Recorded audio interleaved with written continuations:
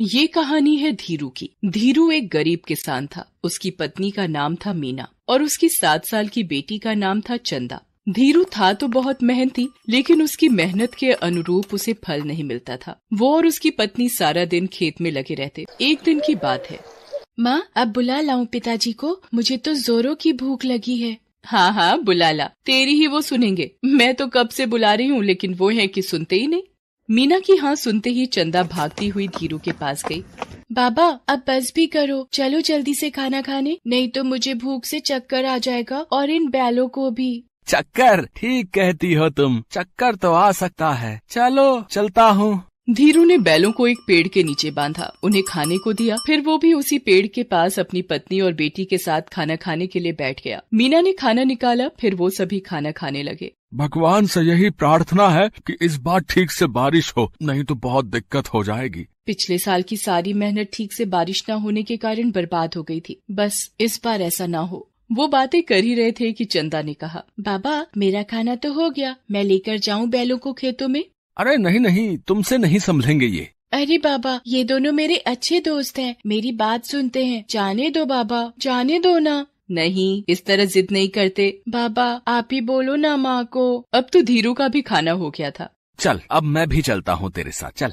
पिछले साल धीरू ने मीना के जेवर बेचकर बीज और खाद खरीदा था। बहुत उम्मीदों के साथ जब वो बीज बो रहा था तो उसे लगा कि इस बार बहुत अच्छी फसल होगी, लेकिन कम बारिश के कारण उसकी लगभग फसल बर्बाद हो गई। इस बार फिर से उसने खेतों की जुताई तो कर दी थी, लेकिन बीज और खाद खरीदने के पैसे उसके पास नहीं थे। और चारा भी क्या है हमारे पास, महाजन लाल सिंह के पास जाने के अलावा। पिछली बार तो मेरे गहने थे तो काम चल गया था, लेकिन इस बार कैसे होगा सब? मुझे उसके पास जाने का बिल्कुल भी मन नहीं करता। वो बहुत ही बदमाश है। एक बार जो उससे पैसे ले लिए तो उसका ब्याज कभी खत्म ही नहीं होता। पता नहीं उसका हिसाब कौन सा है।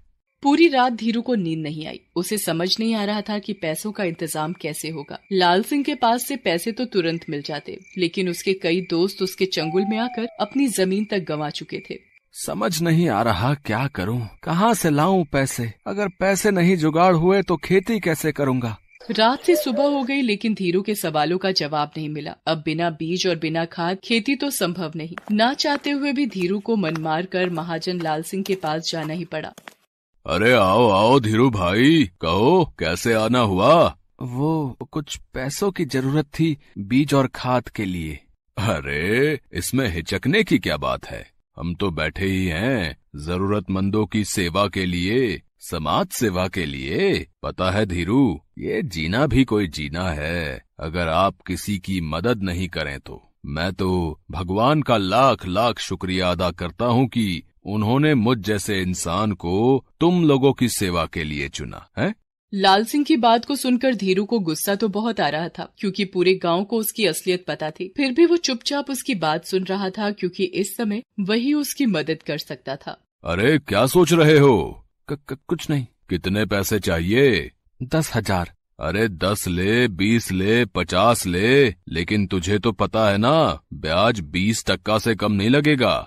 धीरू ने उससे पैसे लिए और वहाँ से निकल गया। रास्ते में वो ये सोचते जा रहा था, बेईमान कहीं का, 20% ब्याज लेता है और कहता है समाज सेवा कर रहा हूँ। दुख की बात ये है कि ऐसे लोगों की ही भगवान मदद करता है और हम जैसे लोग दर दर की ठोकरें खाते हैं।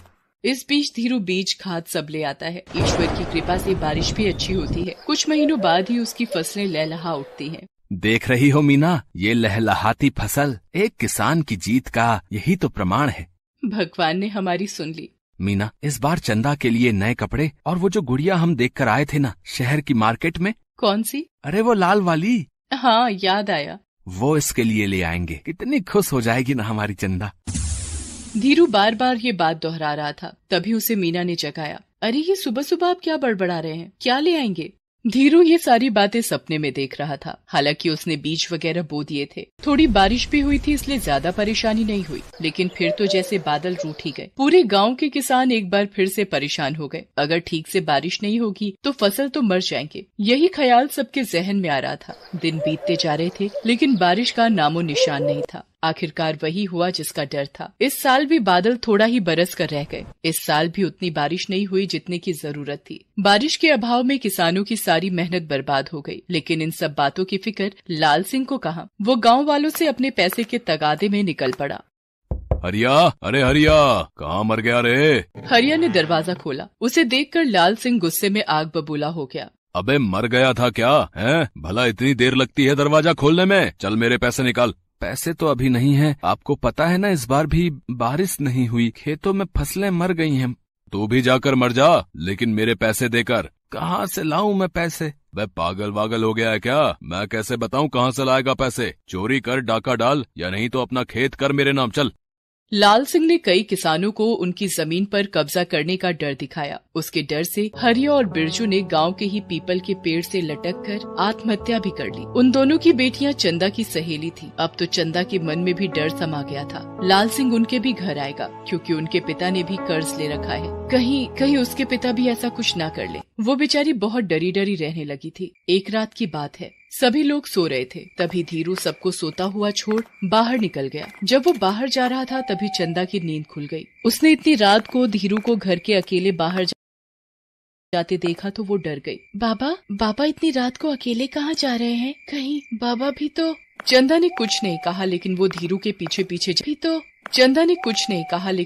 के पीछे पीछे जाने लगी। उसने देखा कि धीरू गांव के बीच वाले मैदान के पास एक पेड़ के पास जाकर रुक गया है। चंदा का दिल अब जोर जोर से धड़कने लगा था। फिर उसने देखा कि धीरू ने कुदाल निकाली, उसे जमीन पर जोर जोर से मारने लगा। चंदा को समझ नहीं आ रहा था कि उसके पिता आखिर क्या कर रहे हैं। वो भागी भागी धीरू के पास गई। बाबा आप ये क्या कर रहे हैं? एक नई शुरुआत बेटा, एक नई शुरुआत। मैंने ठाना है कि मैं गांव में नहर बनाऊंगा और उसे दूसरे गांव की नदी से जोड़ूंगा। इससे क्या होगा? कल को अगर बारिश ना भी हो तो कम से कम हमारी फसलें तो नहीं मरेंगी। कल को फिर कोई किसान उस लाल सिंह के डर से आत्महत्या तो नहीं करेगा। पर पिताजी, ये कितने दिन में पूरा होगा? चाहे जितने भी दिन में पूरा हो, चाहे इसे पूरा करने में मेरी मौत भी क्यों ना हो जाए, लेकिन अब तो मेरी जिद है कि इसे पूरा करके रहूंगा। धीरू अपने काम में लगा रहा। दो नन्हे हाथ भी पूरी रात उसका साथ निभा रहे थे। वो नन्हे हाथ चंदा के थे। उधर लाल सिंह के सपने में वो दोनों किसान जिन्होंने आत्महत्या की थी वो आने लगे। कभी कभी तो वो दोनों लाल सिंह को दिन में भी दिखाई देने लगे।